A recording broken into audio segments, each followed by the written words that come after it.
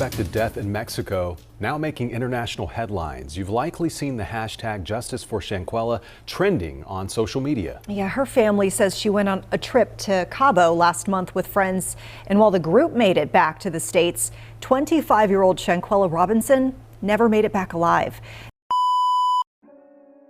Shanquella Robinson was a 25-year-old woman from Charlotte, North Carolina. She had a successful hair braiding business, and I believe she had a clothing line as well.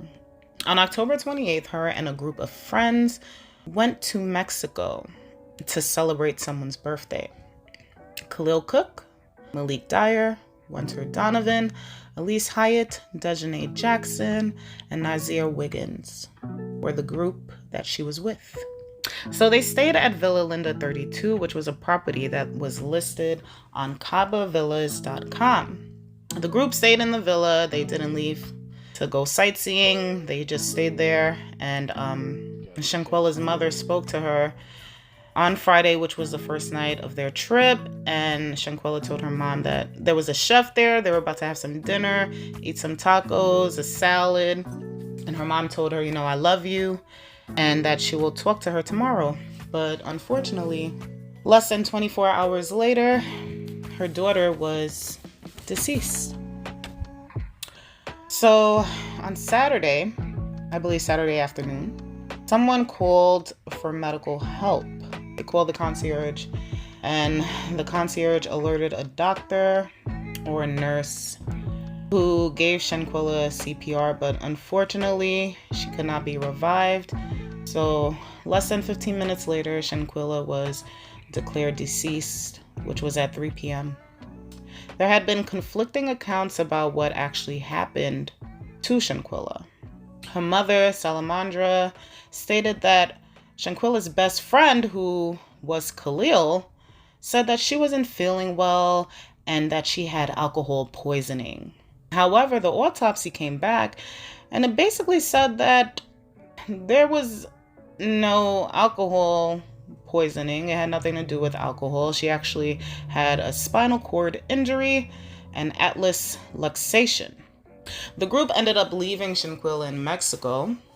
Khalil brought her luggage to her mother's house. I believe he stayed there, cried with her, and was adamant that it was alcohol poisoning.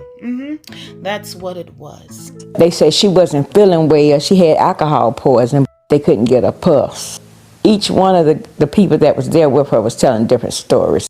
Little did they know that the video footage was surfaced, and it showed that Shanquella was naked. She was being punched and kicked by Dejanay Jackson, the wide-shoulder beast who was on 1,000. Shanquella was not fighting this girl back. She was not defending herself. She was just taking the blows. I don't know if they were on a substance. I don't know. But Shanquella was not defending herself. Okay? Come to find out, there's another video footage that has not surfaced yet, where Winter Donovan grabs Shanquella by the neck and body slams her. I believe this happened in the bathroom. And after that body slam, Shanquella wasn't moving. So I can only assume that's when the spinal cord injury occurred. I'm trying to understand what happened after Shanquella spoke to her mother. There was no mention of Shanquella sounding upset, sad, irritated. So I'm just left to believe that something happened after they ate. I can't wrap my mind around the fact that this girl is naked, the only one without clothes. You have the zombie apocalypse in the back recording. Her best friend Khalil Cook is being heard saying, "Are you gonna fight her back? Are you gonna hit her back?" What? And Shanquella says, "No.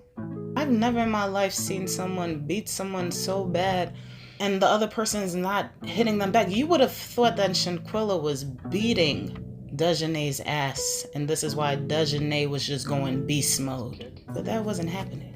And this was early. This was on Saturday when the fight happened. Demon time used to be at 3 a.m. No, demon time is whatever time it's gonna be, okay?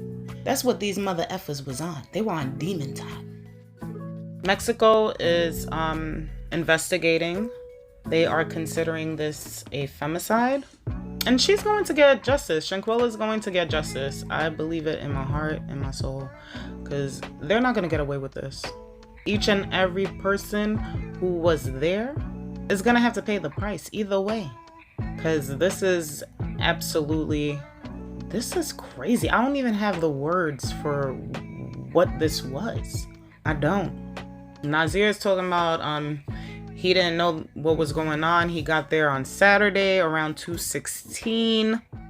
When he got there, Shanquella was in the game room. Meanwhile, the maid found her in the bathroom. So were they just moving her body around all over the place while her spine is dislocated? Like, what was going on? Yo. He said he got there, he was rubbing her head and playing Summer Walker while all the other demons were discussing what they were going to eat. I'm confused. The fact that they recorded this and thought that it was okay. This girl is nude, not defending herself, not fighting back. Her friend of 5 years, best friend, Khalil. Are you gonna hit her? Are you gonna stop this? Oh, no? Okay. Oh, okay. When you have friends like this, you don't need enemies. You don't. Shanquella's father said that his daughter was sitting on a chair lifeless, bro.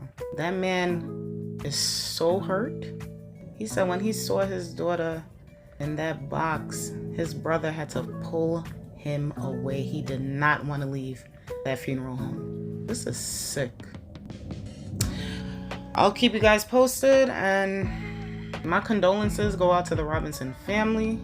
Your daughter is going to receive justice.